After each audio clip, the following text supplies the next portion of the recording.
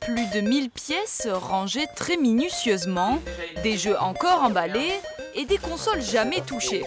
Nicolas est un collectionneur des plus méticuleux. Ces jeux, il les veut complets et conditionnés comme à l'époque. Celui-ci. Alors ça fait partie des jeux où j'ai eu du mal à compléter. Et à l'intérieur, il y avait marqué cadeau, timbre de collection Astérix. Le jeu à trouver avec les timbres, c'est une plaie. Mais en fouillant un peu sur Internet... Un jour, c'est tombé sur eBay. La personne vendait les timbres seuls. Et du coup, j'ai racheté les timbres seuls.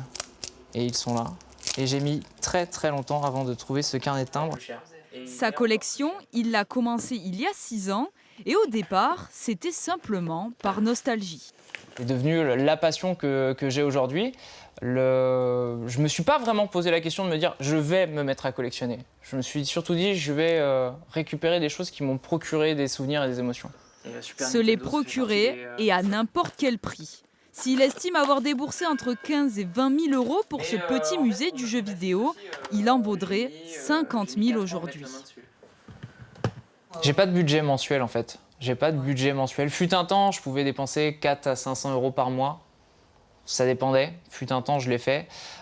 J'ai beaucoup ralenti parce que maintenant, j'ai la plupart des choses que je veux. Et je marche plus à l'affect et à l'idée de me dire on va quelque part et peut-être qu'on va trouver quelque chose. Nicolas achète en effet très peu en ligne. Il a surtout ses habitudes dans cette boutique du centre-ville d'Orléans. On vient voir si tu as rentré des petites choses là. Des trucs sympas qui sont rentrés. Pépites. On a rentré quelques petits trucs sympathiques. Ouh, dommage qu'il n'y ait pas la boîte. Mais ouais, sympa là. Hop, tu mets ça là-dedans là. Tac. Ici, les jeux rétro se vendent parfois plus cher qu'à leur sortie. Alors les raisons de cet engouement, elles sont multiples. Remis au goût du jour, notamment sur YouTube, les pièces au moins en bon état se font rares. Et les collectionneurs, eux, de plus en plus nombreux, sont constamment aux aguets.